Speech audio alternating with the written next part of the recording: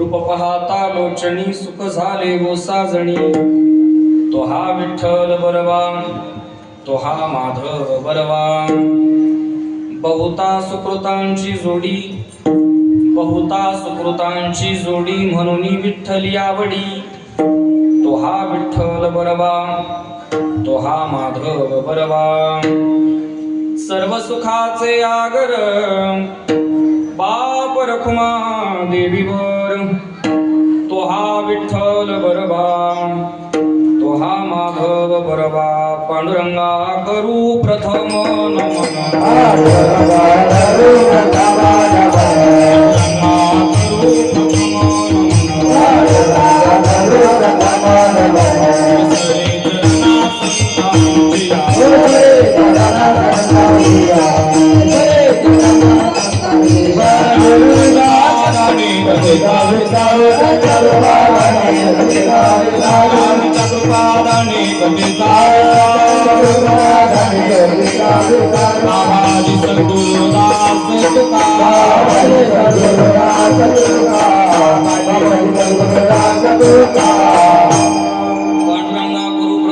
नमन दुसरे चरणा संतांची त्यांच्या कृपादानी कथेचा विस्तारू बाबाजी सद्गुरु दास तुका यदक्षरमनाख्येयम् आनन्दम् अजमव्ययम् श्रीमन्निवृत्तिनाथेति ख्यातं दैवतम् आश्रये कलावज्ञ जीवोद्धरार्थावतारं कलाङ्काङ्कतेषोऽधिकामोदिवक्त्रम् खलाणीशवादापनोदार्हदक्षं समाधिस्थमूर्तिं भजे ज्ञानदेवम् नमो सद्गुरु तुकया ज्ञानदीपा नमो सद्गुरु सच्चिदानंद रूपा नमो सद्गुरु भक्त कल्याण मूर्ति नमो सद्गुरु भास्करा पूर्ण कीर्ति संपाद्य ज्ञानञ्च विधाय भक्तिं विलोकितो येन समाधिराजः वैराग्यवन्तं सुविचारयुक्तं नमामि जोगं शिरसा गुरुं शरण शरण एकनाथा पायी माथा ठेविला नका पाहू गुणदोष झालो दास पायाचा ध्येयं सदा परिभवग्नमभीष्टदोहं तीर्थास्पदं शिवविरिञ्चिनुतं शरण्यं वृत्त्यार्तिहं प्रणतपालभवाब्धिपोतं वन्दे महापुरुषते चरणारविन्दं मस्तकहे पायावरी या वारकरी संतांच्या विठ्ठल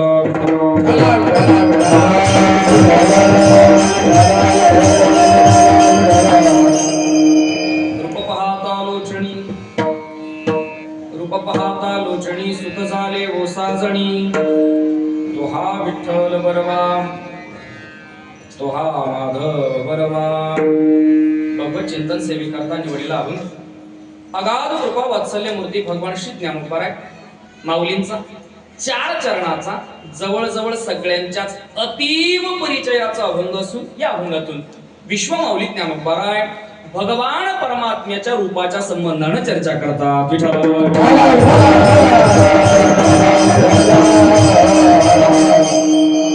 अभंगावरती यथावकाश चिंतन सेवा करण्याच्या अगोदर अल्पसा परिहार द्यायचा तो असा आपल्या या पुनीत पावन नगरीमध्ये भगवान प्रभू श्री रामचंद्रांच्या लक्ष्मणजी सीतामय्या मारुतीराय अर्थात राम दरबाराच्या मूर्ती प्राण प्रतिष्ठेच्या सोहळ्याच्या निमित्तानं आयोजित या संकीर्तन महोत्सवातील अर्थातच ग्रंथराज ज्ञानेश्वरी पारायण सोहळा तथा संकीर्तन महोत्सव भव्य दिव्य अशी पद्धतीची रामकथा सगळा दिव्य असा कार्यक्रम आणि या दिव्य कार्यक्रमातील आजच्या दिवसाची ही कीर्तन सेवा श्री भक्तिपरायण गुरुस्थानी असणारे पंडितजी महाराज यांच्या आज्ञेने माझ्यापर्यंत आली आणि त्या निमित्तानं तुमच्या सगळ्यांच्या दर्शनाचा योग आहे. सेवेच्या दृष्टिकोनातून ज्ञात अज्ञात सगळीच गायक वादक गुणीजन महाराज मंडळी या ठिकाणी उपस्थित आहात. सगळ्यांच्या चरणावरती विनम्रपणे नतमस्तक होतो आणि संकल्पित वेळेमध्ये सेवा संपन्न करतो. विठ्ठल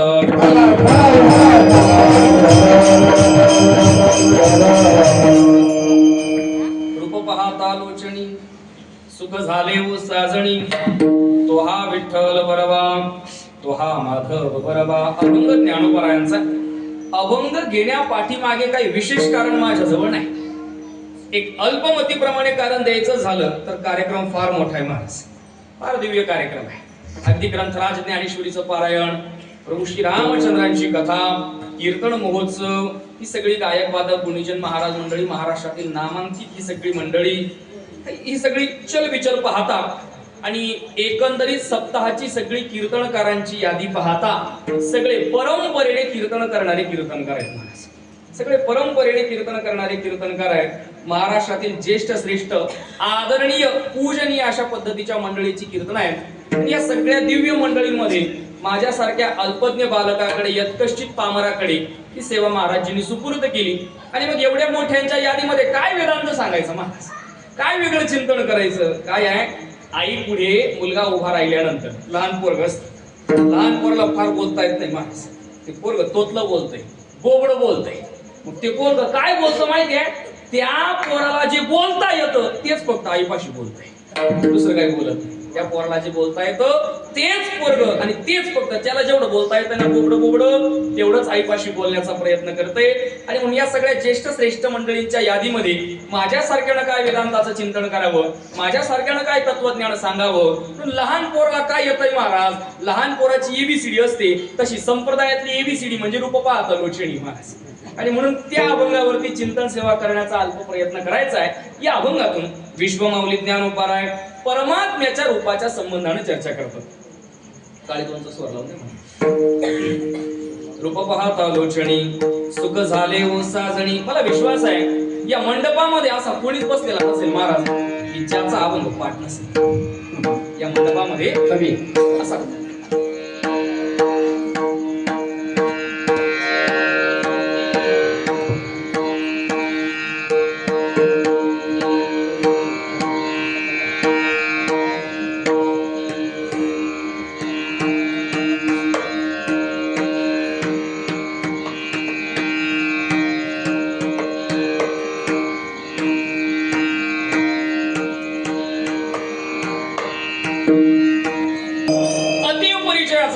मी विश्वासाने सांगू शकतो माझ्या समोर असं एकही बसलेला नसेल की ज्याचं रूप पाहता लोचनी पाठ नसेल. सगळ्यांचं रूप पाहता लोचनी पाठ.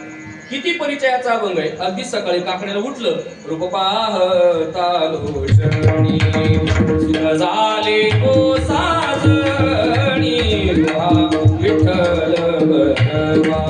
काकड्याची सुरुवात रूप पाहता लोचनी, गाथा वर्णाची सुरुवात रूप पाहता लोचणी. आता इकडे करतात का माहित नाही पण आमच्याकडे हरिपाठाची सुरुवात रूप पाहता लोचणी, भजनाची सुरुवात रूप पाहता लोचणी, कीर्तनाची सुरुवात रूप पाहता लोचणी. इतका परिचयाचा अभंग आहे. विश्वासाने सांगू शकतो या मंडपात असा कोणी नसेल महाराज की ज्याचा रूप पाहता लोचणी पाठ नसेल. अतिव परिचयाचा आहे. मग काय कीर्तनाला घेतला? विवेक चूडामणी नावाच्या ग्रंथातलं सूत्रच आहे अति परिचयात अवज्ञा भवती. ज्या गोष्टीचा अति परिचय असतो त्या गोष्टीची अवज्ञा घडते. रूप पाहता लोचणी हा पाठांतराच्या दृष्टिकोनातून जरी परिचयाचा असला तरी अर्थदृष्ट्या परिचयाचा असेलच याची गॅरंटी नाही. या अभंगातून विश्वमाऊली ज्ञानोपाराय परमात्म्याच्या रूपाच्या संबंधाने चर्चा करतात. रूप पाहिल्यानंतरचा अनुभव सांगतात. काय आहे? माणसाने जन्माला आल्यानंतर असं काहीतरी पाहावं की जे पाहिल्यानंतर दुसरं काही पाहण्याची गरज नाही पडली पाहिजे. जन्माला आल्यावर असं काहीतरी पाहावं की जे पाहिल्यानंतर दुसरं काही पाहण्याची आवश्यकता नाही राहिली पाहिजे. याला शास्त्राच्या भाषेमध्ये साध्याचं लक्षण नारद महर्षींनी केलं. यत् प्राप्य न किंचित वांछती सातु न कामाय मानः. जे प्राप्त झाल्यानंतर कोणत्याही पद्धतीची कामना अंतःकरणामध्ये शिल्लक राहत नाही किंवा काही प्राप्त करायचं शिल्लकच राहत नाही, त्याला साध्य माना. मग माणसाने जन्माला आल्यानंतर असं काहीतरी पाहावं की जे पाहिल्यानंतर दुसरं काही पाहण्याची आवश्यकता नाही राहिली पाहिजे. थोडक्यात सांगायचं झालं, असं काहीतरी पाहावं की जे पाहिल्यानंतर या नरदेहाचं सार्थक झालं पाहिजे. विठ्ठलची एक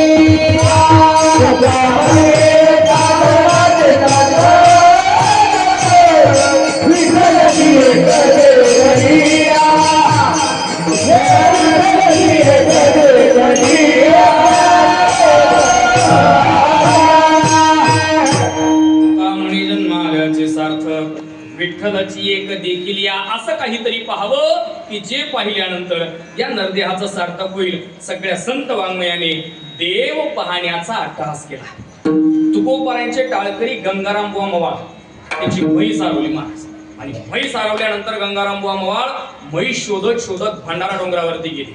भंडारा डोंगरावरती जगद्गुरुशी तुकोबाराय भजन करतायत आणि भजन करीत असलेल्या तुकोबारायांना गंगाराम बुवांनी विचारलं, महाराज माझी म्हैस पाहिली का? तुकोबाराय म्हणतात, वेड्या, हा जन्म म्हैस पाहण्याकरता नाही, देव पाहण्याकरता. सायास प्रयत्न करायचे झाले तर देव पाहण्याकरता कर. देव पहावया अरे हो सायास न धरी. हे आस नाशिवंत, हे नाशिवंत असं न धरी प्रयत्न कर. कशासाठी? देव पहावया सायास करी. पण आपले सायास चालले, सायास हे करीसी प्रपंच जननीशी. सायास दोन्हीकडे आहे, सायास प्रपंचातही आहे आणि सायास परमार्थातही आहे. फरक एवढाच आहे, प्रपंचातले सायास सफल होतील का नाही याची शाश्वती नाही, पण परमार्थातले सायास हे फलद्रूप झाल्याशिवाय राहणार नाहीत महाराज. तुकोबाराय म्हणतायत सायास करा. कशासाठी? देव पहावया सायास करी. ठीक आहे महाराज, आमचं साध्य, गोल, एम, डेस्टिनेशन, अचिव्हमेंट, ध्येय निश्चित झालं. आम्हाला परमात्मा प्राप्त करायचा आहे, आम्हाला देव बघायचा आहे, देव प्राप्त करायचा आहे. आमचं साध्य निश्चित झालं. पण या साध्याच्या प्राप्तीसाठी काही साधनांचा विचार आहे का नाही? शास्त्राने 4 पद्धतीची साधनं समोर ठेवली. 1 कर्म, 2 ज्ञान, 3 योग आणि 4 म्हणजे भक्ती. 4 साधनांचा विचार ठेवला. क्रमाक्रमाने विचार करूया. पहिलं साधन शास्त्राने सांगितलं कर्म. कर्माने परमात्म्याची प्राप्ती होते. नवे नवे गीता आणि ज्ञानेश्वरीच्या 3ऱ्या आणि 4थ्या अध्यायामध्ये वर्णन आलं, कर्माने परमात्म्याची प्राप्ती करायची. म्हणजे काय हो? कर्म करून नैष्कर्म्य अवस्थेपर्यंत पोहोचायचं. कर्म करून नैष्कर्म्य अवस्थेपर्यंत पोहोचायचं. कसं पोहोचायचं याची सोपी पद्धती ज्ञानोबारायांनी सांगितली. म्हटले कर्म करा, ते थोडं असो जास्त असो ते म्हणायचं. मग जे असेल ते माझ्या ठिकाणी समर्पित करा. आणि जे जे कर्म निपजे ते थोडे बहुन म्हणजे निवांत चर्पिजे माझा ठाई. ज्ञानोबाराय बोलताय, जे जे कर्म करा ते थोडं असो जास्त असो निवांतपणे माझ्या ठिकाणी समर्पित करा. सहज कर्मे ती झाली ब्रह्मार्पण. ब्रह्मार्पण बुद्धीने कर्म केलं की कर्म करून नैष्कर्म्य अवस्था प्राप्त होते. ऐका ना देवा, कोणाला प्राप्त झाली? हो महाराज. त्रेता युगामध्ये राजा जनकाला कर्म करून नैष्कर्म्य अवस्था प्राप्त झाली. 700 श्लोकांच्या गीतेमध्ये भगवान कृष्ण परमात्म्याने कुणाचाही वैयक्तिक नामोल्लेख केला नाही. अपवादात्मक भूमिका राजा जनकाची. कृष्ण परमात्म्याने वैयक्तिक नामोल्लेख फक्त राजा जनकाचा केला. सासऱ्यावरचं प्रेम पण किती आहे विठ्ठल.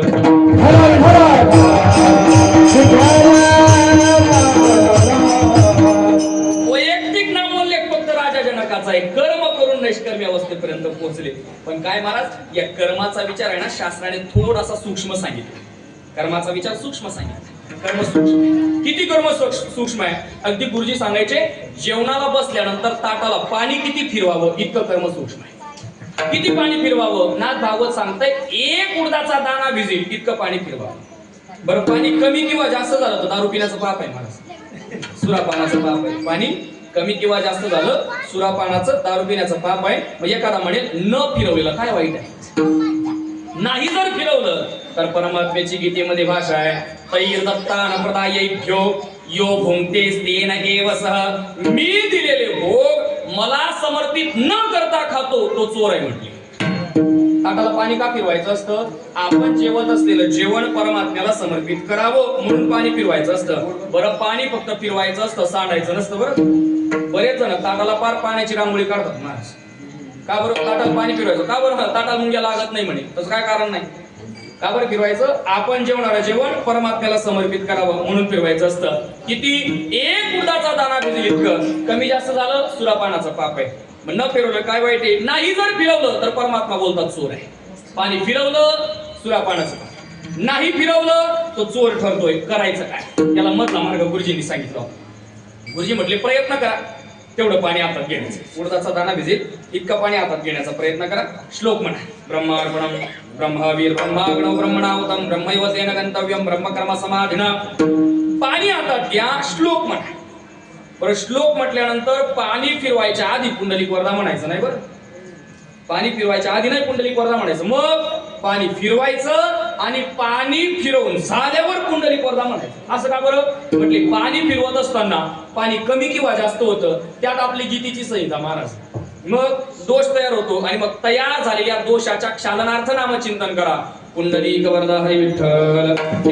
एवढा कर्माचा विचार सूक्ष्म आहे महाराज. बरं या कर्मामध्ये दोन पद्धतीचे डिमेरिट्स ज्ञानोबांनी सांगितले 18व्या अध्यायामध्ये. कर्तृत्वाचा मधु, कर्मफलाचा आस्वादू, या नाव बंधू कर्माचा की. दोन गोष्टी कर्मामध्ये अडकवतात महाराज. कोणत्या कोणत्या? एक कर्तृत्वाचा मद, मी कर्म केलंय आणि मी करतोय म्हणून हे सगळं होतंय, हा झाला कर्माचा अहंकार. आणि दुसरी गोष्ट कर्मफलाचा आस्वादू. सोपं सांगू, सकाळी 12 वाजेचा निघालोय, 250 किलोमीटर आलोय, 7 ते 9 कीर्तन झालंय. तसं काय बोलणं पण झालं नव्हतं, ती आपली परंपरा पण नाही. पण किती देतात काय माहिती. याला म्हणायचा कर्मफलाचा आस्वाद.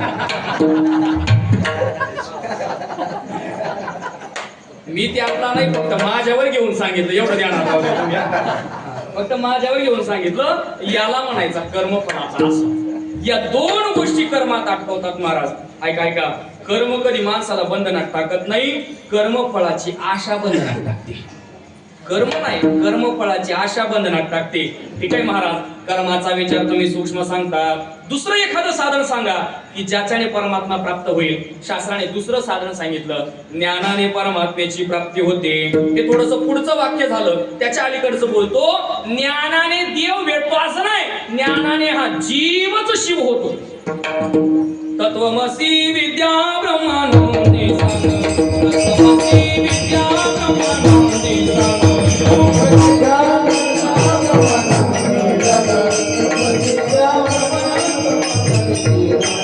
तत्वमसी विद्या ब्रह्मानंदे सांग.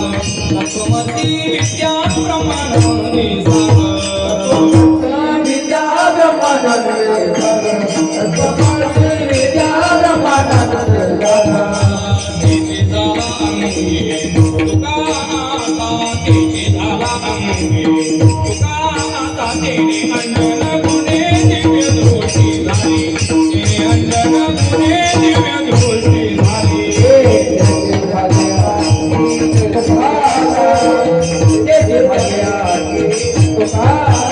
तेने अंजन गुणे दिव्य दृष्टी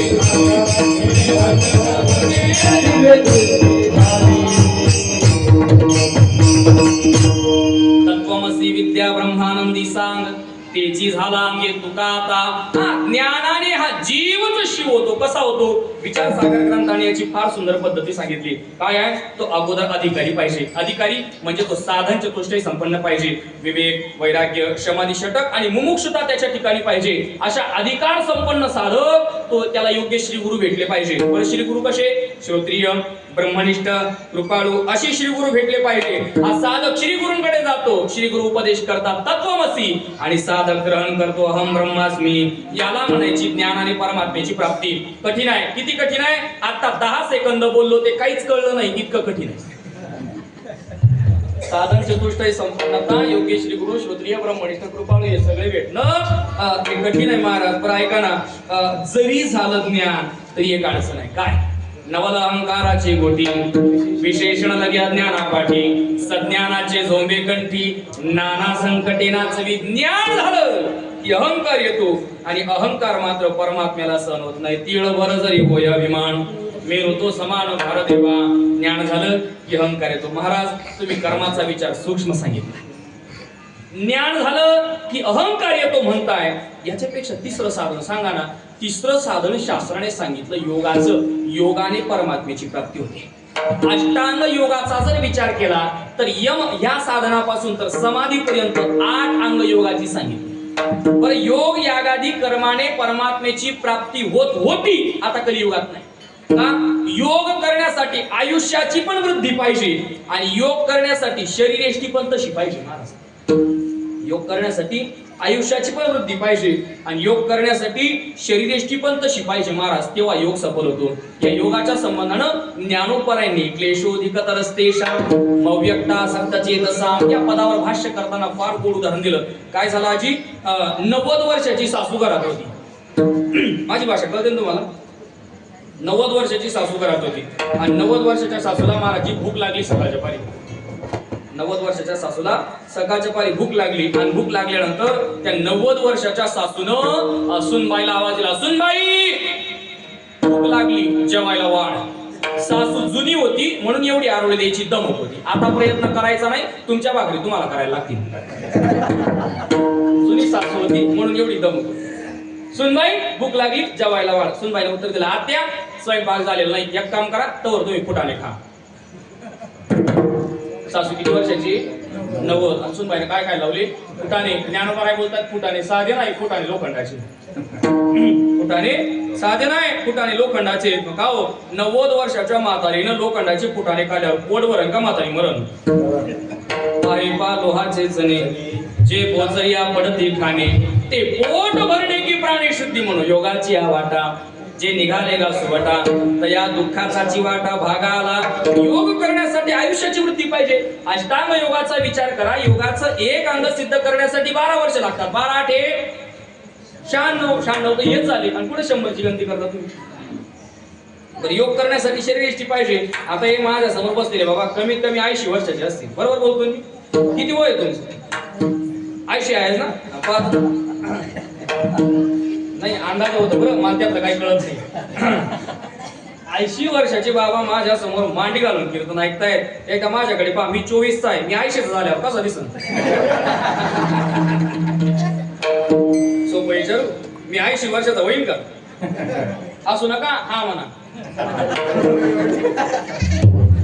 त्यांनी जुनं खाल्लं पिल्लं शरीर पिळलं गेलं महाराज, कामं केले कष्ट केले. 80व्या वर्षी मस्त बिगर चष्म्याचं माझा पाहत आहे माझ्याकडे. आपण 50व्या वर्षापर्यंत बिगर शुगर आणि डायबिटीज बीपीचे गेलो ना तरी शताब्दी करून टाकायची. शुगर आणि बीपी नसताना आपण 50 पर्यंत जगलो, फार झालं महाराज, लई झालं. आताची पिढी कष्टच माहित नाही ना देवा. त्यांनी कष्ट केले, शरीर पिळले गेले. योग करण्यासाठी शरीरयष्टी तशी पाहिजे बाबा. योग करण्यामध्ये आपण चुकू यात नवल नाही. मोठ्याचं उदाहरण सांगतो. प्रातस्मरणीय गुरुवारी मामासाहेब दांडेकरांनी जोग महाराजांचं चरित्र लिहिलं. स्वानंद सुखनिवासी सद्गुरु जोग महाराजांनी मधल्या काळामध्ये योग मार्गाचा अवलंब सुरू केला होता. परिणाम असा झाला, योग करण्यात चूक झाली आणि जोग महाराजांच्या नाडीचा एक ठोका कमी पडायला लागला. परिणामाने जोग महाराजांनी ज्ञानोबरायांकडे धरलं, माऊली नाडीचा एक ठोका कमी पडायला लागलाय, ज्ञानेश्वरीचा प्रचार करायचा आहे, आयुष्य वाढवून द्या. आणि मग ज्ञानोबरायांपाशी धरल्यानंतर ज्ञानोबरायांनी आयुष्य वाढवून दिलं. योग करण्यामध्ये जिथं जोग महाराजांची ही अवस्था आहे तिथं आपल्यासारख्याची काय कथा करतात? विठ्ठल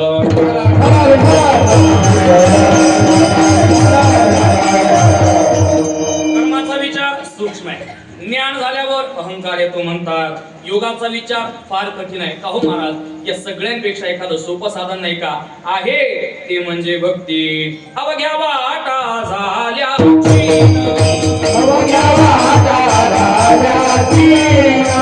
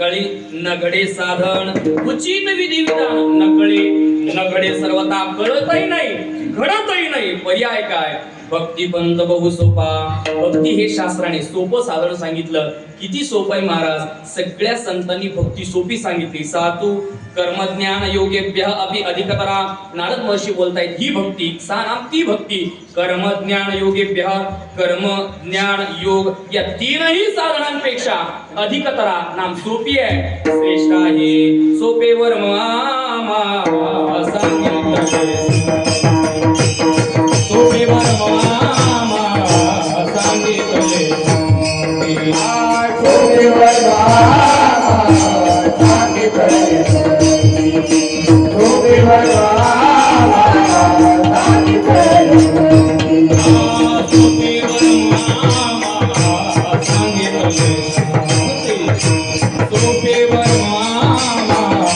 सांगितले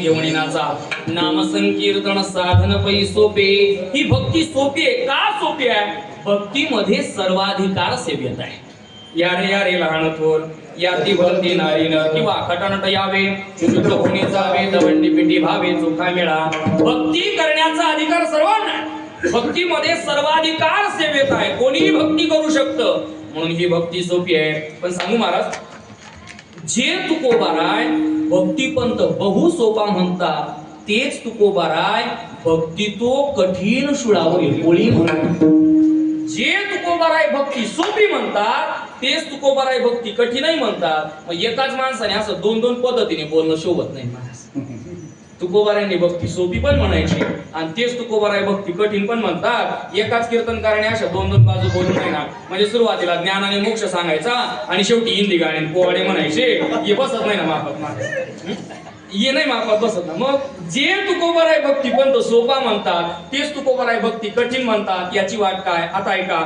वास्तवात पाहायला गेलो भक्ती कठीणच आहे महाराज प्रमाण सांगितलं नाम संकीर्तन साधन पै सोपे याचं शेवटचं चरण पहा तुका म्हणे सोपे आहे वास्तवात पाहायला गेलो भक्ती कठीणच आहे, फक्त सर्वाहून सोपं याचा अर्थ अन्य साधनांच्या सापेक्ष भक्ती सोपी आहे, नाही तर भक्ती कठीणच आहे. अन्य साधनांच्या सापेक्ष सोपी आहे, वास्तवात पाहायला गेलो भक्ती कठीणच आहे. आता ही भक्ती करत असताना या भक्तीचं स्वरूप काय? नारद महर्षी सांगतात, सात्वस्मिन परम प्रेम रूपा अमृत स्वरूपाच. भक्ती प्रेम स्वरूप आहे. मी मुद्दाम भक्ती प्रेम शब्दापर्यंत आलो कारण निवडलेला रूप पाहता लोचनी अभंग हा गोपी भावातला आहे. गोपी भावातला भक्तीमध्ये प्रेम पाहिजे. भाविविण भक्ती, भक्ती विना मुक्ती, बळे विना शक्ती, बोलू नाही. भावाशिवाय प्रेमाशिवाय भक्ती घडणारच नाही. मला सांगा की प्रेम प्रेम तुम्ही सांगताय, भक्ती प्रेम पाहिजे, या प्रेमाची व्याख्या नक्की काय करायची? प्रेमाची व्याख्या काय करायची? भक्ती जर प्रेम स्वरूप आहे तर प्रेमाची व्याख्या काय करणार? ऐका देवा, संतांना सगळं कळालं. संतांना माया कळाली, संतांना जगत कळालं, संतांना ब्रह्म कळालं, संतांना परोक्ष अपरोक्ष अजातवाद विवर्तवाद सगळं कळालं. फक्त एक गोष्ट कळाली नाही, त्याचं नाव आहे प्रेम. प्रेम नाही सांगता बोलता दाविता, प्रेम नाही सांगता बोलता दाविता, अनुभव जीता अनुभव जीता जीत जाणे. प्रेम नाही सांगता बोलता दाविता, प्रेम नाही सांगता बोलता दाविता. प्रमाण तुकोबारा यांचं आहे आणि चाल तुकोबारा स्वरूप बोधे बाबांची महाराज. प्रेम नाही सांगता बोलता दाविता. प्रेम सांगता येत नाही, प्रेम बोलता येत नाही, प्रेम दाखवता येत नाही, मग प्रेम हा अनुभवण्याचा विषय आहे. नारद महर्षींनी प्रेमाच्या संबंधाने, भक्ती प्रेमाच्या संबंधाने 6 सूत्र लिहिली. गुणरहितम, कामनारहितम, प्रतिक्षण वर्धमानम, अविच्छिन्नम, सूक्ष्मतरम. भागलं नाही, अनुभव रूपम. प्रेम हे अनुभव स्वरूप आहे. हे जे बोलतोय ना, हे सगळं भक्ती प्रेमाच्या संबंधात आहे, एवढं लक्षात राहू दे. तुम्ही म्हणता बाबाला एवढा मग काय प्रेम सांगतोय बॉस, हे सगळं भक्ती प्रेम सांगतो, एवढं ध्यानात राहू दे.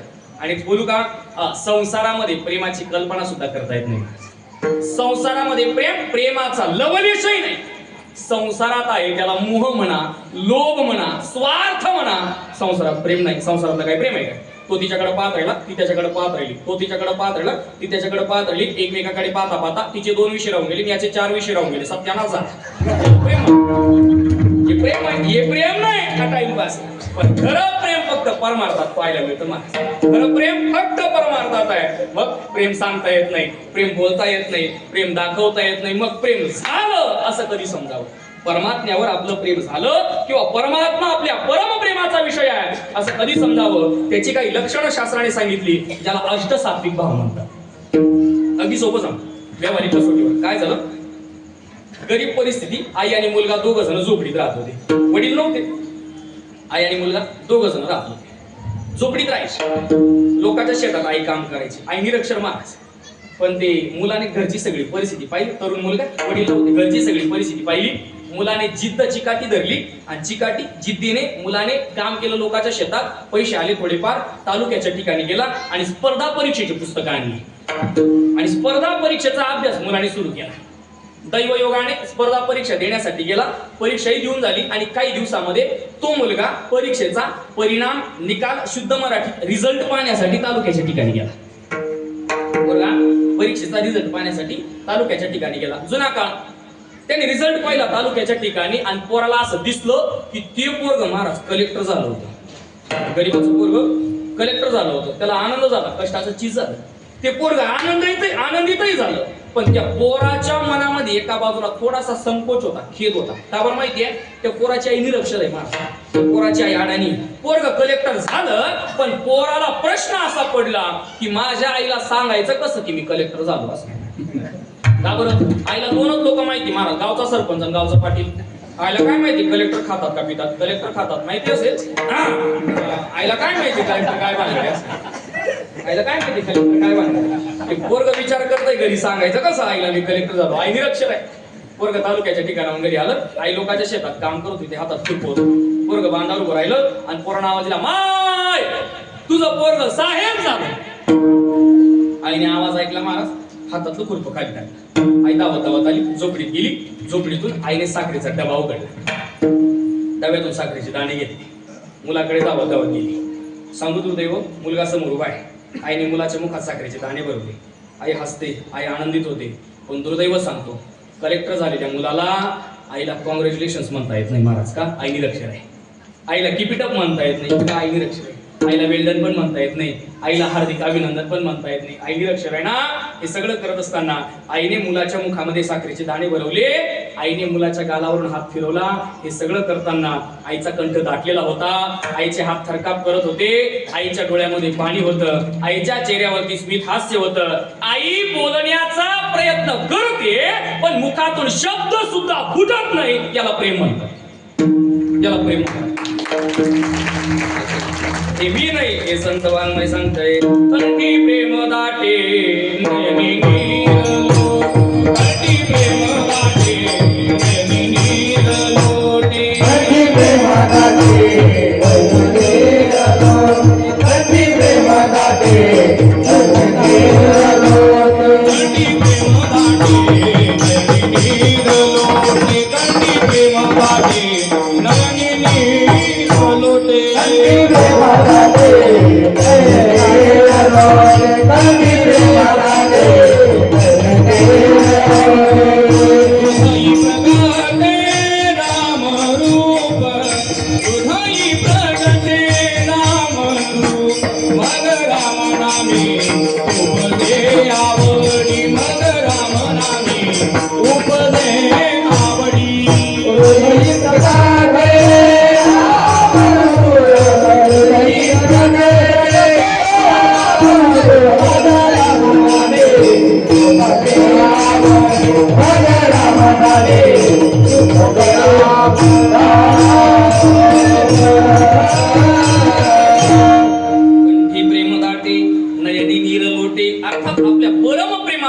पांडुरंग परमात्मा पाहिला की संतांची सुद्धा हीच अवस्था होते.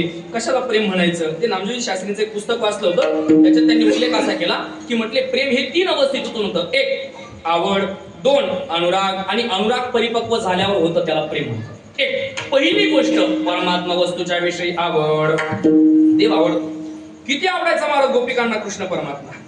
जीवीची या जीवा प्रेम, भावाची या भाव, जीवीची या जीवा प्रेम, भावाची या भाव, तुझ वाचून केशवानु नावडे, तुझ वाचून केशवा अनुनावडे, जीवे अनुसरली सुनी कानये, जीवे अनुसरली सुनी कानये, तुझ वाचून केशवा अनुनावडे, तुझी आन वाहिन गा देवराया, बहु आवडसी जीवा पासोनिया, बहु आवडसी जीवा पासोनिया, कानडिया विठोबा, कानडिया. जुन्या मंडळींकडे चालीत महाराज आता फक्त या ही मंडळी गेली की या कालवशात चाली लुप्त होऊन जातील महाराज. आम्हाला त्या चाली आवडत नाही ना, त्याच्यामुळे ही मंडळी आहे ना तोपर्यंत यांच्याकडून या चालींचं भांडवल काढून घ्या, रेकॉर्ड करून ठेवा, काढून ठेवा. ही गेले ना, ही मंडळी, ही फळी संपली का पुढे वारकरी चाली सापडणार नाही महाराज. गोपिकांना कृष्ण परमात्मा आवडायचा. किती आवडायचा? जीवापेक्षा जास्त आवडायचा. पहिली अवस्था आवड, आवड नंतर अनुराग. गोपिकांना कृष्ण परमात्मा दिसला नाही का करमत नव्हतं, दिसला नाही का पाणी सुद्धा गोड लागत नव्हतं, दिसला नाही का अन्न पाणी सुद्धा गोड लागत नव्हतं. याला अनुराग म्हणा. आणि अनुराग परिपक्व झाल्यावर होतं त्याला प्रेम म्हणतात. ते भक्तिप्रेम. या भक्तिप्रेमाचे 3 अनुराग पडतात. 1 पूर्वराग, 2 मिलन, आणि 3रा विरह. मला विरह सांगायचा नाही, मला अभंगात मिलन अनुराग सांगायचा आहे. तत्पूर्वीचा पूर्वराग. कायमी उद्धार पावे, कायमी उद्धार पावे, कायम तुका कैल नारायण, कायम तुका कैल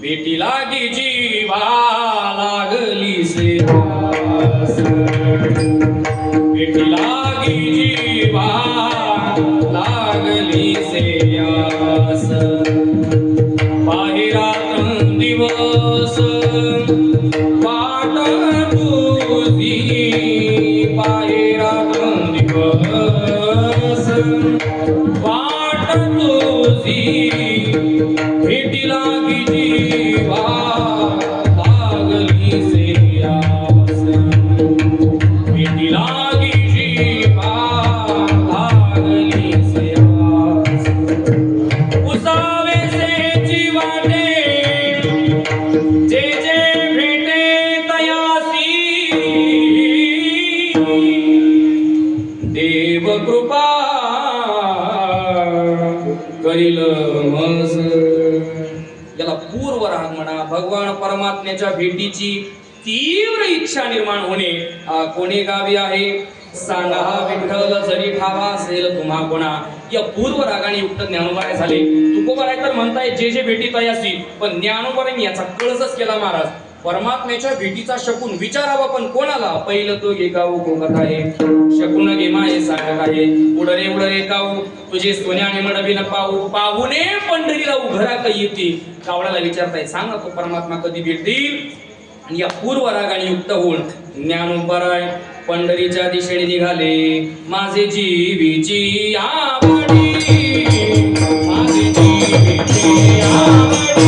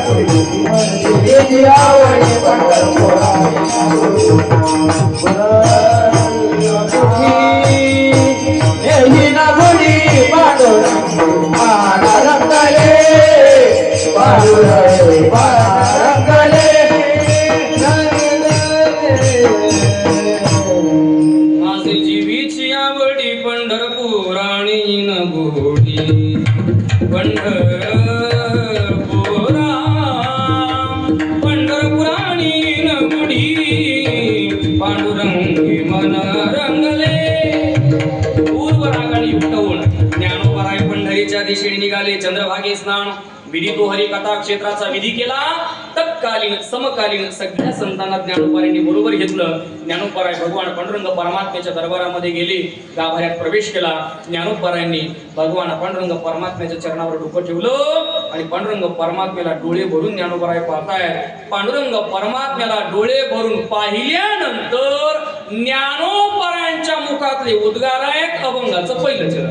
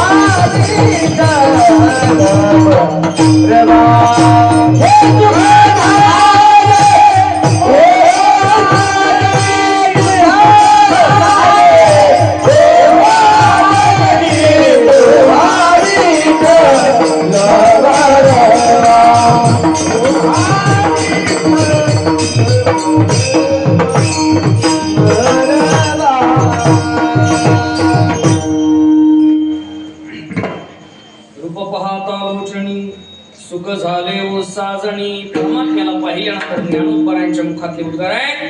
ज्ञानोबराय बोलतायत, हे साजणी लोचनी रूप पाहता सुख झाले, असा अन्वय होईल. साजनी पदाचं ज्ञानोबराय संबोधन करतात. साजनी लोचनी डोळ्यांनी रूप पाहिल्यानंतर सुख झालं. आता हा परंपरेचा नेहमीचा पडलेला प्रश्न, ही साजनी नक्की कोण आहे? ज्ञानोबराय ज्या साजनीचं संबोधन करतात ना, ही साजनी नक्की कोण आहे? आता साजनी शब्दाचा शब्दशः मराठी अर्थ होतो मैत्रिणी. साजनी म्हणजे मैत्रीण. मग ज्ञानोबराय साजनीला अर्थात मैत्रिणीला अर्थात स्त्री पात्राला रूपाचा अनुभव का सांगतात? सामान्य उत्तर आहे, रूपाचा अनुभव पुरुषांपेक्षा स्त्रियांना जास्त असतो. रूपाचा अनुभव पुरुषांपेक्षा स्त्रियांना जास्त असतो. त्याच्यामुळे ज्ञानोबराय स्त्री पात्राला रूपाचा अनुभव सांगतात. एक, साजनी म्हणजे मैत्रिणी. दोन, साजनी या शब्दाचा परंपरेने केलेला अर्थ आहे बुद्धी. बुद्धिरूपी साजनीला ज्ञानोबराय सांगतायत रूपाचा अनुभव. मला तिसरा आणि चौथा भाव थोडासा अल्पमतीप्रमाणे करायचा आहे. तिसरा भाव असा करता येईल, मराठी व्याकरणामध्ये बरेच सापेक्ष जोड शब्द आले. उदाहरणार्थ घरदार, मित्रपरिवार, गणगोत, बायका पोरं. तसा साजनी हा शब्द सखा शब्दाच्या सापेक्ष शब्द आहे. सखा साजनी. साजनी हा शब्द सखा शब्दाला सापेक्ष शब्द आहे. सखा साजनी. मग ज्ञानोबराय साजनी कोणाला म्हणतात? ज्यांनी ज्ञानोबरायांना सखा म्हटलं ना, त्यांना साजनी म्हणतात. ज्ञानाचा सागर सखा माझा ज्ञानेश्वर, विवेक सागरा सखा माझा ज्ञानेश्वरा.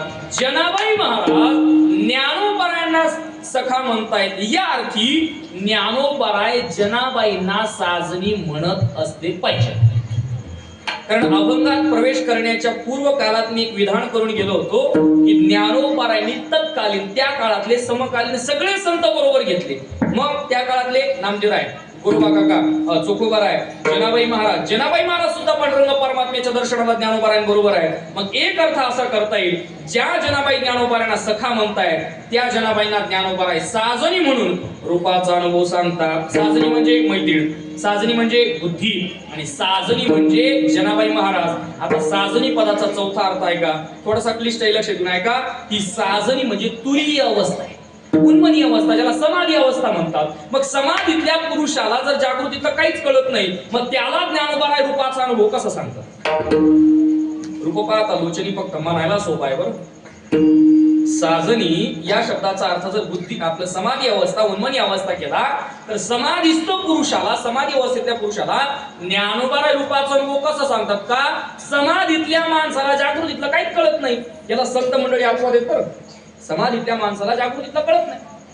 पूर्व पुण्याच्या बळावर जर एखाद्याला समाधी लागलीच, तुम्हाला कीर्तनात लागते ती समाधी नाही बरं, ती झोप आहे. हे ध्यानात राहू द्या. तुम्हाला जी कीर्तनात लागते ना, ती समाधी नाही, ती झोप आहे. पण तुमच्या पोटात अजून काही पडलेलं नाही, त्याच्यामुळे बरं आहे. ते आमच्याकडे 9 ते 11 कीर्तन करतात महाराज. एका पोटात पडलं, बाबा तू चालते 11 पर्यंत, आपण झोप. तुम्हाला लागते ती झोप, ती समाधी नाही. मग आळंदी सारख्या क्षेत्रामध्ये असे प्रकार घडतात. पूर्व पुण्याच्या बळावर जर एखाद्याला अचानक समाधी लागली, मग त्याची समाधी उत्थान पावायची असते का? खाणं पिणं बंद असतं ना. मग त्याला जर जाग करायचं असेल, त्याची समाधी उत्थान पावायची असेल तर काय केलं पाहिजे? डॉक्टर बाबांनी पर्याय सांगितला होता. पाठ, इथं घशाजवळ एक नस असते, ती दाबायची असते. इथं घशाजवळ एक नस असते, ती दाबायची असते. ज्याला माहिती असेल त्याने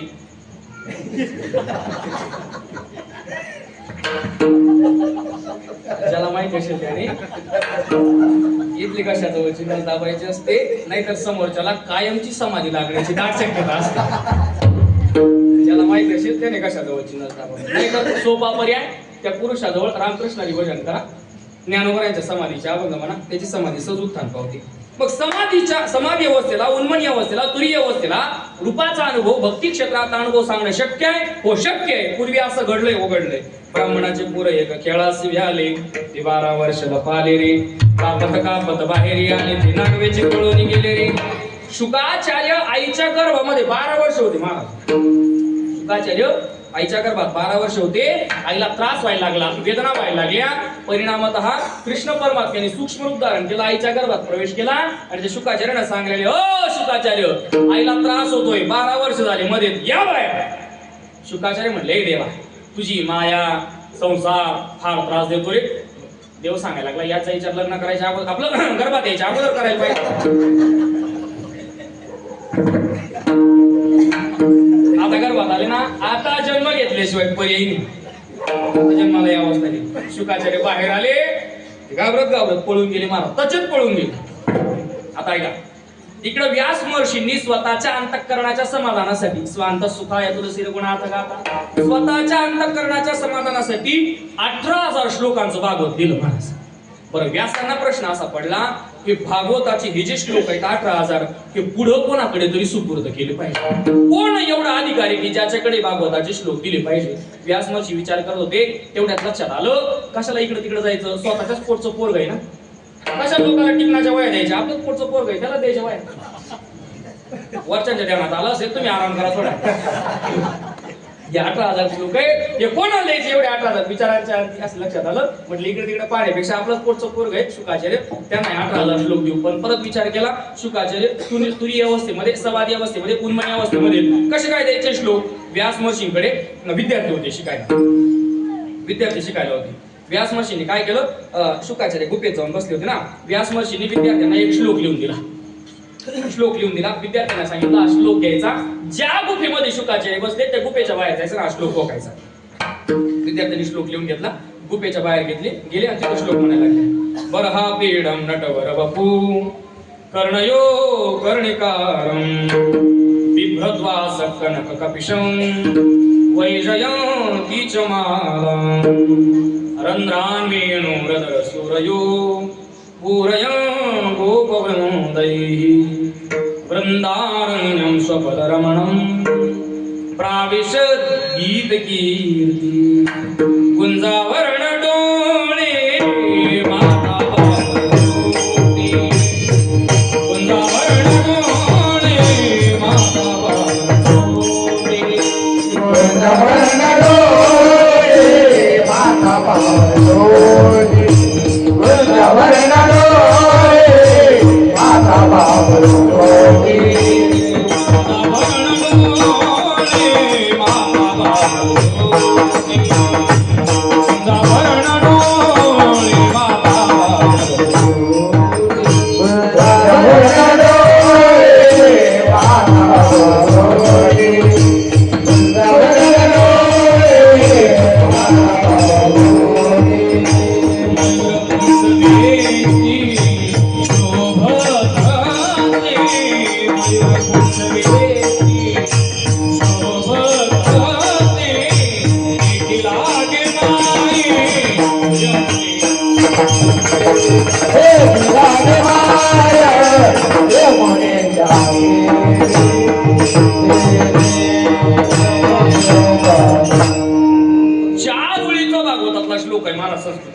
वारकरी संप्रदायाच्या तत्वज्ञानाची व्यापकता सांगतो.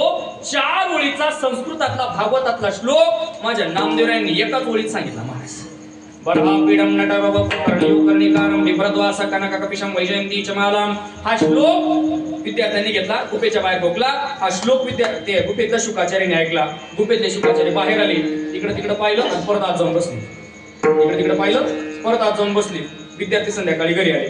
घरी आल्यानंतर गुरुजींना प्रकार सांगितला. म्हटले गुरुजी असा प्रकार घडला. काय प्रकार घडला. तुम्ही दिलेला श्लोक आम्ही गुफेच्या बाहेर ठोकला.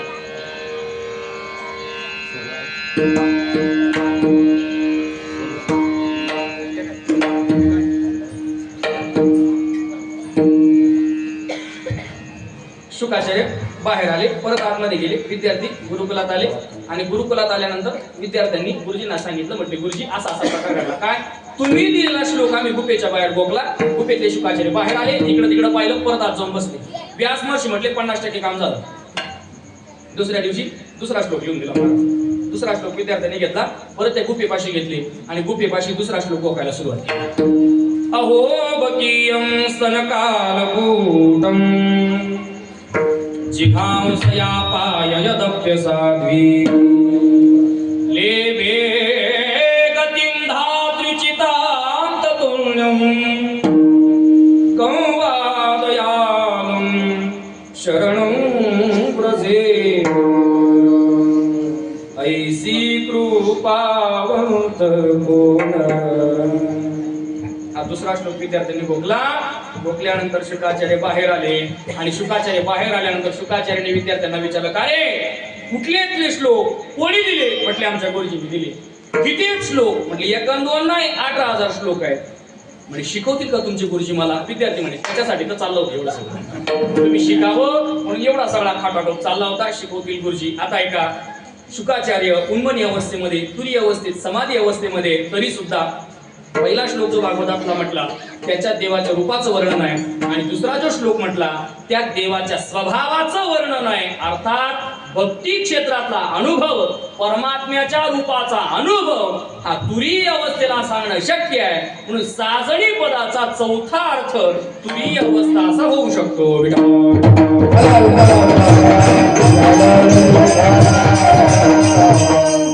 साजणी म्हणजे मैत्री, साजणी म्हणजे बुद्धी, साजणी म्हणजे जनाबाई, साजणी म्हणजे तुरीय अवस्था.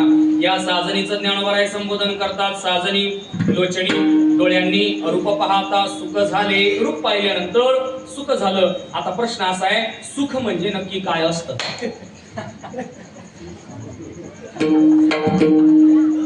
मी परत बोलू का? आपला काय संबंध नाही, तुम्हाला ऐकल्यासारखं वाटत असेल. सुख म्हणजे नक्की काय असतं? बऱ्याच दिवस टीव्हीला मालिका होती. सुख म्हणजे नक्की काय असतं, त्याच्यातलं सुख वेगळं आहे आणि मला सांगायचं ते वेगळं आहे. ज्ञानोबराय साजणीला सांगतात, साजणी रूप पाहता सुख झाले. सुख म्हणजे नक्की काय असतं? काय बाबा? खरं सुख फक्त परमार्थात पाहायला मिळतं. संसारामध्ये सुख नाही, सुखाचा विचार नाही कोठे. संसारामध्ये सुखाचा विचारही नाही. दुःख बांधवडी आहे हा संसार, संसार दुःख मूळ चौकड. नाशिवंताची प्रिया पुत्र धन, बीज ज्याचा शील त्याची फळ. हे आपला ऐकवाय खूप पाठ झालं, फक्त पाठच झालं. संसार दुःखाचा आहे, संसारामध्ये सुख नाही असं मी सांगत होतो, आता सांगणं बंद करून दिलं. एक आडदान मला भेटला महाराज, एक आडदान भेटला. तुम्हाला म्हणजे महाराज तुम्ही सांगतात संसारात सुख नाही, परमार्थात सुख आहे, खोटं बोलता म्हणते. म्हटलं काय झालं? त्याने मला सरळ सांगितलं, हे बा महाराज आपल्या गळ्यात माळ नाही. काय अभिमान असतो काही लोकांना, आपल्या गळ्यात माळ, आपल्याला एकादशी माहित नाही, सोमवार माहित नाही, रविवार बंद नाही.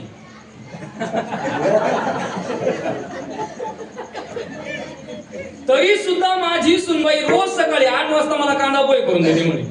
सुखात आहे मी, आपली अक्कल बंद पडली. मी सांगायचो संसारात सुख नाही, तो म्हणे मी एवढं सगळं करून परमार्थ करत नाही तरी सकाळी 8 वाजता सुनबाई कांदा पोहे देते, मी सुखात आहे. आता ऐका, प्रपंचामध्ये जे सुख पाहायला मिळतं ना ते वास्तव नाही, ते आभासिक सुख आहे. ते वास्तव सुख नाही, ते आभासिक सुख आहे. आता ऐका, प्रपंचामध्ये जे सुख पाहायला मिळतंय ते विषयाचं नाही, ते आत्म्याचंच आहे, फक्त विषयाद्वारे येत आहे. विषयात सुख नाही. ज्ञानोबरांची भाषा एरवी विषयी सुख आहे, हे बोलण्याची सारिके नाही. विषयात सुख ही बोलण्याची सुद्धा गोष्ट नाही. नाथ महाराज बोलतात, प्रपंची जरी सुख जोडे तरी का सेवी दिगरीकडे, राज्य टाकून गेले थोडे ते काय वेडे म्हणावे. 18 भार वनस्पती फुले फळे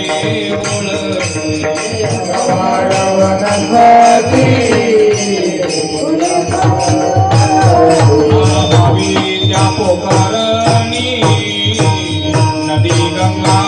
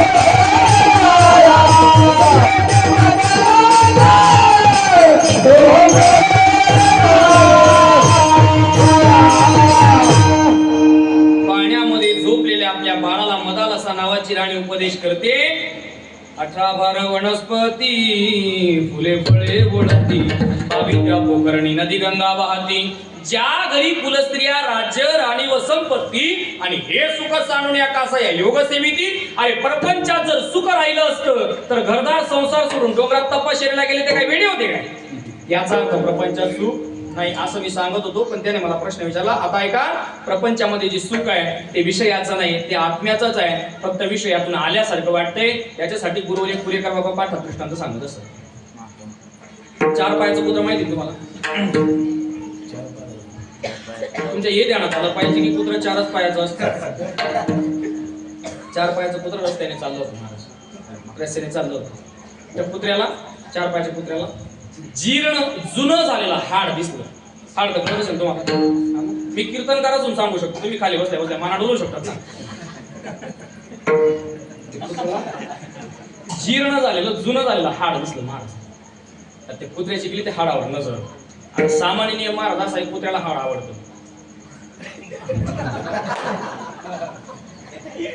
कुत्र्याला काय आवडतं हाड कोणाला आवडतं तुम्ही म्हणा आपल्याला लांब जायचं आपण गोत्यात येणार कुत्र्याला काय आवडतं हाड कुत्र्याने हाड उचललं आता कुत्र्याची सामान्य इच्छा काय होती या हाडातून रक्त बाहेर पडलं पाहिजे या हाडातून रक्त बाहेर पडलं पाहिजे या आशेने कुत्र्याने हाड चघळायला सुरुवात केली 2 तास हाड चघळलं कुत्र्याने किती 2 तास हाड चघळलं पण 2 तास हाड चघळून सुद्धा त्या हाडातून काही रक्त बाहेर आलं नाही एक क्षण असा आला की तेच हाड त्या कुत्र्याच्या इरडीत घुसलं कुत्र्याच्या इरडीतून रक्त बाहेर आलं आणि मग कुत्र म्हणतोय धन्य झालो आता या सीझन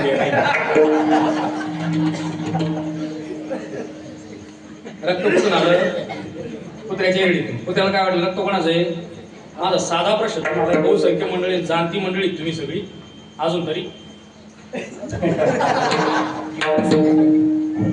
रक्त कुत्र्याचं होतं का रक्त हाडाचं होतं बोला तुम्ही रक्त कुत्र्याचं होतं का रक्त हाडाचं होतं कुत्र्याचं होतं तर तुम्हाला असं वाटतं का 250 किलोमीटर येऊन मी कुत्र्याची गंमत सांगतोय असं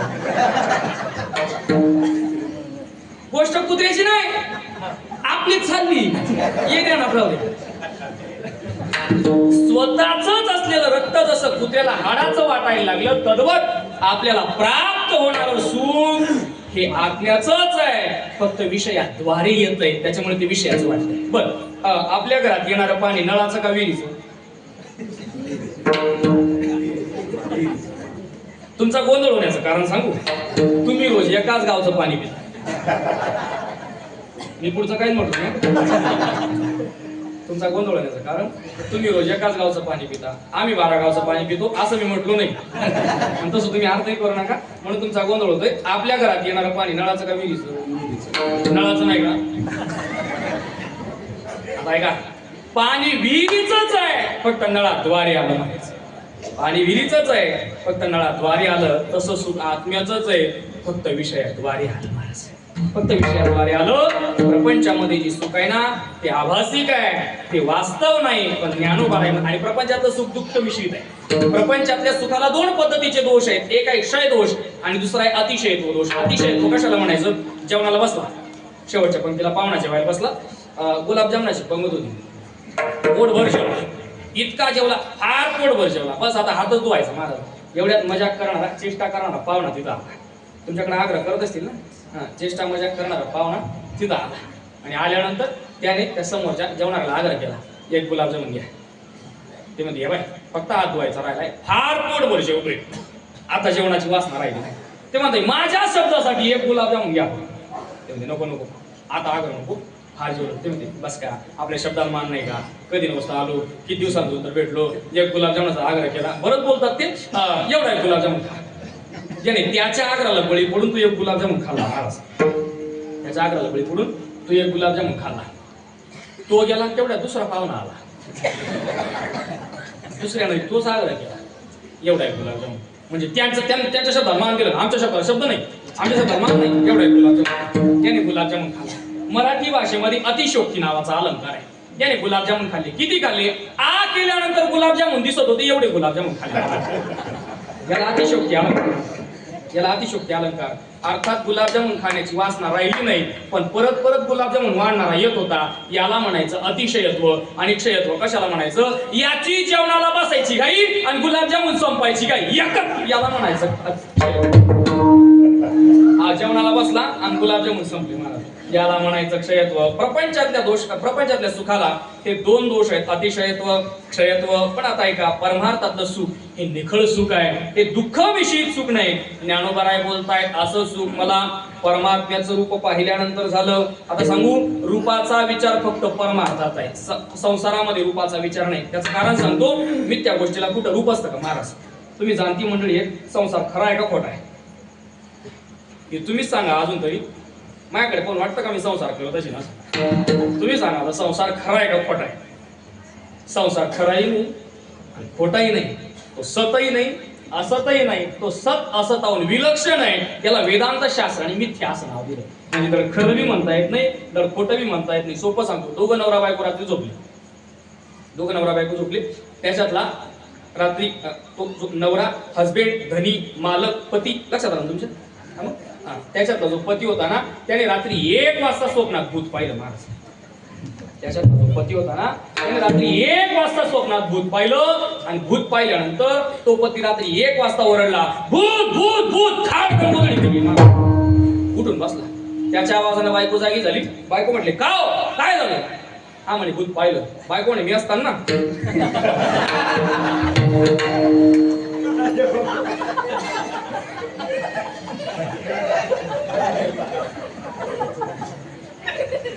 तुम्ही एवढे मनमोकळे का असले मला काय माहित नाही.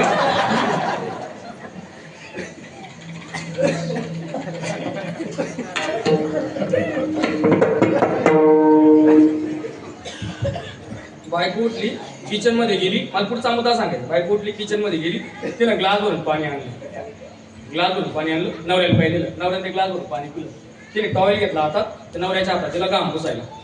त्या नवऱ्याने घाम पुसला. महाराज, माझा साधा प्रश्न असा आहे, भूत खरं होतं का खोटं होतं?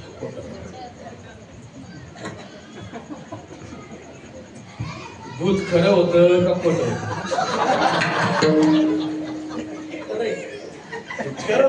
बाबा, बायको खरी का खोटी नाही विचारली, भूत खरं का खोटं ते सांगा मला. भूत कसं होतं, खरं का खोटं?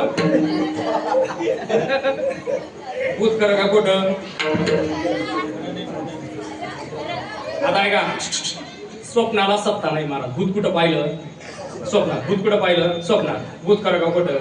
खोटं. का कुठं पाहिलं? मग मला सांगा, खोटं भूत पाहिल्यामुळे अंगाला आलेला घाम खोटा असला पाहिजे. आपलं बोलणं असतंय 9 वाजेपर्यंत. भूत खरं का खोटं? आता बोलायचं बंद झालं. भूत कसं आहे? खोटं. मग मला सांगा, खोटं भूत पाहिल्यामुळे अंगाला घाम खोटा पाहिजे, घाम तर खरा आहे. आता ऐका ना, भूत जर खरं म्हणायला गेलं तर भूत स्वप्नात आहे, आणि भूत जर खोटं म्हणायला गेलं तर अंगाला घाम आला याची वाट काय? म्हणजे भूत खरंही म्हणता येत नाही आणि भूत खोटंही म्हणता येत नाही. याला सत असताहून विलक्षण मिथ्या असं म्हणा. असं संसाराचं स्वरूप आहे. रज्जू सर्पाकार भासयले जगदंब. संसारामध्ये रूपाचा विचार नाही, रूपाचा विचार फक्त परमार्थात आहे. ज्ञानोबाराय बोलतायत, देवा साजणीला अनुभव सांगतात. साजणी लोचनी डोळ्यांनी त्या परमात्म्याचं रूप पाहिल्यानंतर मला सुख झालं. पाहताशी मुख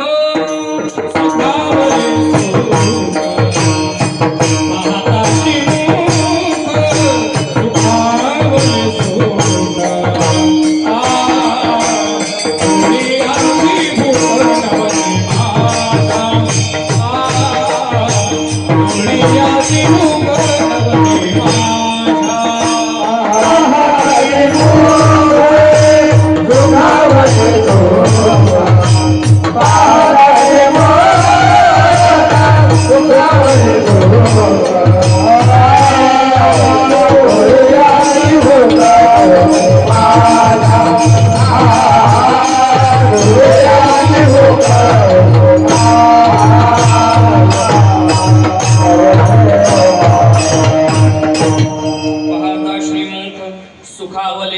सुख झाले वो साजणी आवडे हे रूप गोजिरे सगुण पाहता लोचन सुखावले सुख झाले वो साजणी साजणी लोचनी रूप पाहता सुख झाले का हो ज्ञानोबाराय जे रूप पाहिल्यानंतर तुमच्या डोळ्यांना सुख झालं ते रूप तरी नक्की कोणाचं आहे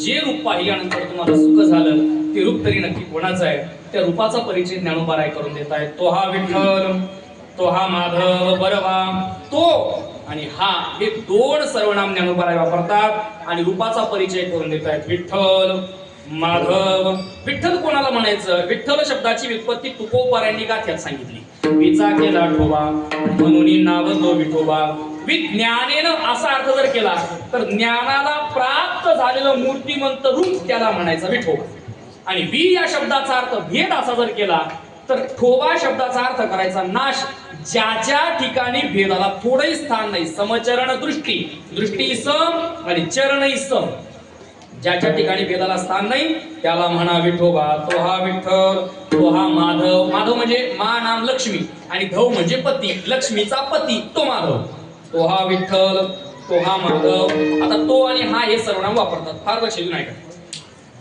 तो हे दूरदर्शी सर्वनाम आहे आणि हा हे समीपदर्शी सर्वनाम आहे तो म्हणणं म्हणजे जो क्षीरसागरामध्ये पौडलाय तो आणि हा जो माझ्या समोर वेटेवर उभा आहे हा तो हा विठ्ठल आता तो या शब्दाचा अर्थ परोक्ष ज्ञानासा करता येऊ शकतो आणि हा या शब्दाचा अर्थ अपरोक्ष ज्ञानासा करता येऊ शकतो तो ही परमार्थाची सुरुवात आहे आणि हा ही परमार्थाची सांगत आहे आपण पंचपदीसाठी एक अभंग म्हणतो सुंदर ते ध्यान म्हणतो सुंदर ते ध्यान जे तुकोबाराय पहिल्या चरणामध्ये सुंदर ते ध्यान म्हणतात तेच तुकोबाराय शेवटी तुका म्हणे माझे हेची सर्व सुख म्हणतात तेची नाही म्हणत आता हेची म्हणतात ते म्हणणं परमार्थाची सुरुवात आहे आणि हे म्हणणं परमार्थाची सांगत आहे आपण भजन करायचं आपण भजन करताना आपल्या डोळ्यात पाणी येणं ही परमार्थाची सुरुवात आहे आपण भजन करताना आपल्या डोळ्यात पाणी येणं ही परमार्थाची सुरुवात आहे आणि आपलं भजन ऐकून पांडुरंगाच्या डोळ्यात पाणी येणं ही परमार्थाची सांगत आहे तो परमार्थाची सुरुवात आहे हा परमार्थाची सांगत आहे तो हा विठ्ठल तो हा माधव बरवा बरवा हे विशेषण वापरतात बरवा शब्दाचा अर्थ तो सुंदर संबंध संत वाङ्मयाचा जर विचार केला तर देवाच्या रूपाचं वर्णन करण्यासाठी बरवा हा टॉप मोस्ट शब्द आहे शेवटचा शब्द आहे थोडासा इंग्लिश ग्रामरचा जर विचार केला तर इंग्लिश ग्रामर मध्ये 3 पद्धतीचे डिग्रीज असतात positive comparative superlative positive good एखाद्याचं काम चांगलं वाटलं त्याला आपण गुड म्हणतो बरं अजून चांगलं वाटलं गुड म्हणून समाधान नाही झालं आपण बेटर म्हणतो बरं बेटर म्हणून झालं तरी नाही समाधान वाटलं आपण बेस्ट म्हणतो पण ऐका ना एकदा बेस्ट म्हटलं गेलं गुड पॉझिटिव्ह बेटर कंपॅरेटिव्ह आणि बेस्ट सुपरलेटिव्ह एकदा बेस्ट म्हणून झालं आता कितीही चांगलं म्हणायची वेळ आली बेस्टरही म्हणता येत नाही आणि बेस्टेस्टही म्हणता येत नाही. बेस्ट म्हणून थांबून घ्यावं लागतं. बेस्ट ही जशी सुपरलेटिव्ह डिग्री आहे तसा बरवा हा शब्द संत वाङ्मयातला सुपरलेटिव्ह डिग्रीचा शब्द आहे. तो हा विठ्ठल बरवा ते डिग्री सांगण्याचं कारण आहे. संत वाङ्मय आपल्याला वाटतं तितकं सोपं नाही महाराज. संत वाङ्मय आपल्याला वाटतं तितकं सोपं नाही. आपली टेंडन्सी काय झाली, जे पोरग शाळेत चालत नाही का ते पोरग मायबाप आळंदीला टाकतात. जे पोरग शाळेत चालत नाही, काठावर पास आहे 35-36% त्याला मायबाप सांगतात होय होय आळंदी जाय पप्पा शिकवय. तुमचं नाही सांगत, तुम्ही नका लोड घेऊ. आणि हुशार पोरग 95-96% पाठवणार का आळंदीला? नाही पाठवणार. अर्थात सगळ्यांनी निकृष्ट माल आळंदीकडे. पण ऐका ना देवा, जे शाळेत चालत नाही त्याला सुद्धा ज्ञानोबा महाराष्ट्रातला नामांकित कीर्तनकार बनवतात. ती ज्ञानोबारायांची कृपा आहे, लक्षात राहू द्या. संत वाङ्मय आपल्याला वाटतं तितकं सोपं नाही. संत वाङ्मय कळून घ्यायचं असेल तर अल्पमतीप्रमाणे दोनच पद्धती. एक तर तुम्हाला अभ्यास करून कळू शकतं, नाहीतर दोन साधना उपासना करून कळू शकतं. जुने लोक ते काही शाळा शिकले नाही महाराज, पण त्यांनी अक्षराची गोकुमपट्टी केली. उपवास पारणे अक्षरांची आटी, सत्कर्मा शेवटी असे फळ. अक्षरांची आटाआटी केली, प्रचंड साधना केली, तेव्हा त्यांना संत वाङ्मय उमगलं महाराज. आणि माझ्यासारखे थोडं बहुत जास्त शिकलं तेव्हा थोडं फार कळायला लागलं महाराज काहीतरी. संत वाङ्मय वाटतं तितकं सोपं नाही. तो हा विठ्ठल, तो हा माधव बरवा, तो बरवा आहे, सुंदर आहे. देव सुंदर आहे. देव सुंदर आहे का हो? देव खरंच सुंदर आहे. आपल्याला सुंदर दिसतो का? आपल्याला सुंदर दिसतो? आपल्याला जर देव सुंदर दिसला असता आपण घरी गेलो असतो. आपल्याला जर देव सुंदर दिसला असता आपण घरी गेलो असतो, आपण मंदिरातच थांबलो असतो. आपल्याला देव पूर्णतः सुंदर वाटत नाही. ज्ञानोबरांना देव सुंदर दिसतो का? आता ऐका, देव सुंदर आहे असं म्हणणं बरोबर आहे, पण काय आहे, काळा रंग असणं हे सुंदरतेचं प्रतीक आहे. देव दिसायला कसा आहे? नुसता काळा नाही, ठाईचाची काळा, अनादी भाऊ काळा. काळा रंग हे सुंदरतेचं प्रतीक आहे. तरी सुद्धा त्याला ज्ञानोबराय सुंदर म्हणताय. बरं, चोऱ्या करणं हे सुंदरतेचं लक्षण आहे. माणसाला वाण नसावं पण निदान गुण तरी असावं का नाही? काळा आहे दिसायला ठीक आहे, पण मग चोऱ्या करतो. तुझ्या ठिकाणी अवगुण मोठा, चोरी करूनी बरीच मोठा. हा चोऱ्या करतो तरी ज्ञानोबा त्याला बरवा म्हणतात. चोऱ्या करणाऱ्याला बरवा म्हणतात. शक्य आहे? आता ऐका, आवडीमध्ये दोष दर्शन होत नाही महाराज. जिथं आवड असते ना तितके दोष दिसत नाही. ज्ञानोबरांना परमात्मा आवडतो का? ज्ञानोबरांची त्याच्या ठिकाणी आवड आहे. कशी झाली? बहुता सुकृतांची जोडी म्हणून विठ्ठली आवडी. बहुता अनेक जन्माची सुकृत नाम पुण्याची जोडी. जोडी म्हणजे संपत्ती माझ्या जवळ होती. ज्ञानोबराय बोलतायत, म्हणून मला त्या परमात्म्याच्या प्रीत्यर्थ आवड निर्माण झाली. आपण परमार्थ करतो, आपला पुरुषार्थ नाही, आपलं काहीतरी मागच्या जन्माचं पुण्य शिल्लक होतं महाराज, म्हणून आपण परमार्थ करण्यासाठी प्रवृत्त झालो. जन्मोजन्मांतरी असेल पुण्य सामुग्री, हरीच नाम जिव्हाग्री, येईल श्रीरामाचे अनेक जन्माचे सुकृत पदरी, त्याचे मुखी हरी पैठा होय. ज्ञानोबराय तर नव्हे अध्यामध्ये पराकोटीची भाषा करतात. जयाचे वाचे पुढा भोजे, अखंड नाम नाचत असे माझे, ते जन्म सहस्र ओळखीची एक वेळ मुखासी यावया. परमात्म्याचं नाव एकदा मुखामध्ये येण्यासाठी हजारो जन्माचं पुण्य लागतं महाराज. ज्ञानोबराय बोलतायत, अनेक जन्माचं सुकृत माझ्याकडे होतं, म्हणून मला तो परमात्मा आवडतो. बहुता इथपर्यंत आता 2च मिनिट राहिले. मी बाहेरच आहे म्हणजे तू गावात आहे काय? बी दादागिरी काय? बहुता सुकृताची जोडी म्हणून विठ्ठली आवडी. महाराज तो माधव आहे, तो विठ्ठल आहे. इथपर्यंत आम्हाला कळालं. आपण जास्त करेल त्याचं स्वरूप लक्षण काय? सर्व सुखाचे आगर बाप रखुमा देवीवर. तो सर्व सुखाचे आगर. आगर म्हणजे ठेवाय. कोण आहे तो? आमचा बाप आहे. अजून कोण? रखुमा देवीचा वर आहे. कोण? विठोबा रखुमा.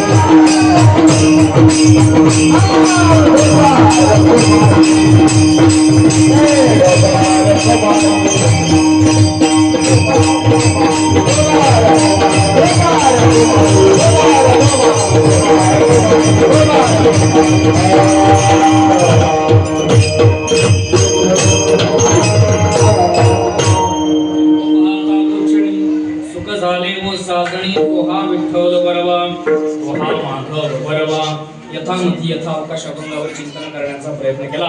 अभंगाचा भाव असाच असेल असा माझा अजिबातही दावा नाही. बोलत असताना एखादा अपसिद्धांत वाणीतून गेला असेल तर तो माझ्या वाणीचा दोष आहे. जे बरोबर असेल ते स्वानंद सुखनिवासी सद्गुरू जोग महाराज वारकरी शिक्षण संस्थेच्या गुरुवर यांचं आहे. त्यांच्या कृपेने जे प्राप्त झालं ते तुमच्या समोर बोलण्याचा प्रयत्न केला. ही सगळी थोरा मोठ्यांची यादी महाराज. तपाचं सामर्थ्य ज्यांच्याकडे, साधनेचं सामर्थ्य आहे, संतांच्या वंशामध्ये ज्यांचा जन्म झालाय अशा थोर महात्म्यांची कीर्तन या सप्त्यामध्ये आहेत. मी मात्र या सगळ्यांच्या सापेक्ष माझा यत्किंचितही अधिकार नाही. ना पडे नावाचे, ना सेवा हे जाणे स्वामीची, ऐसिया माझ ग्रंथाची योग्यता की असेल. ना वयाचा अधिकार, ना तपाचा अधिकार, ना साधनेचा अधिकार, ना अभ्यासाचा अधिकार, कुठल्याही पद्धतीचा अधिकार नसताना सुद्धा का मला आदरणीय पंडितजी महाराजांनी का सेवा दिली मला माहिती नाही. त्यांच्या शब्दाला जागलो म्हणून इथपर्यंत आलो. त्यांच्यासारख्याने माझ्यासारख्याला कीर्तन देणं म्हणजे एखाद्या आईनं एखाद्या मुलाचा केलेला शृंगार असतो. तुका म्हणे तुम्ही उदार कृपाळ शृंगारिले बाळ कवतुके. अशा पद्धतीच्या आईच्या अंतःकरणाने ती कीर्तन सेवेसाठी उपस्थित राहिली. चालू असलेला भव्य दिव्य नाम सप्ताह या ठिकाणी संपन्न होतोय. फार दिव्य सप्ताह तुम्ही करताय, दिव्य कार्यक्रम करतायत. थोड्या मोठ्यांचे आशीर्वाद तुमच्या कार्यक्रमाला लाभतायत. थोड्याच दिवसामध्ये भगवान राम प्रभू आपल्या गावामध्ये विराजमान होणार आहेत. ती विराजमान झाले तर आपण फक्त त्यांची सेवा करायची, त्यांचं दर्शन करायचं, एवढं मात्र आपण करायचं. निवृत्ती ज्ञान देव